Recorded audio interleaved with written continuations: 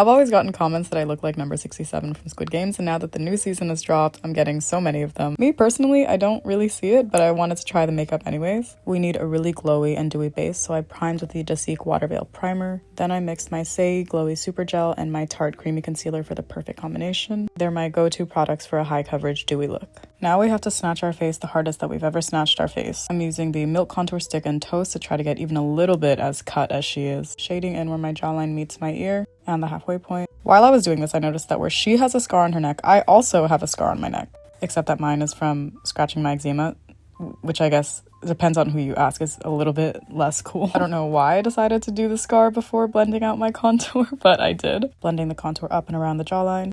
My nose makes enough oil to deep fry things, so I only like to use powder contour on it. I start by tracing the natural concave of my eye socket, then lifting the tip and narrowing the sides of my nose bridge. I usually nose contour more intensely, but hers is really subtle. Now finishing up my contour with my favorite powder from Florasis and a triangle powder puff, dabbing off the excess on my hand. To keep the dewy look, I'm only lightly mattifying my forehead, the sides of my nose, and right under my contour. Finishing up the tops of my cheekbones with this stunning peach blush from Dasique in 01 Peach View. Moving on to eyes, I brushed my brows downwards to look more like hers. Now I'm using a grayish rosy shade to enhance the divot beside my eye, bringing that in all under my eyes and in my eye bag area. Now I'm mixing these two shades all along the area that tucks underneath my crease. There's already a shadow there, as you can see. We're just enhancing it. Eye contour, if you will. You can see the difference it makes. The left side looks so much more flat. Now I know that there are pencils meant specifically for aegosol, but I like to use an eyebrow pencil because they tend to be smudge proof and very precise. Don't make these little strokes like I was doing. Do this long big stroke instead. You can always blend it out after. My aegosol ended up looking a little bit messy, so I had to clean it up with my Tarte Fake Awake eye pencil. Now with a liquid liner, I'm tightlining the outer half of my upper eye, following the natural angle of my eyelid to smudge out a tiny little wing, doing the same lightly lining and smudging process on the lowest part of my under eye and my inner corner. Doing the same on the other eye with a less messy aegosol. Now moving on to lips, this is where the look really comes together. Lightly contouring my lower lip, then taking an angled brush and a dark brown eyeshadow. I'm deepening the creases of my lips and winging it out to create a very slight lip wing. Slightly smudging out those corners with my fingers. If you want really insanely juicy but matte lips, you need to look to Pudding Pots. The lines and how shriveled up my lower lip looks, in real time, look at how juicy they look now.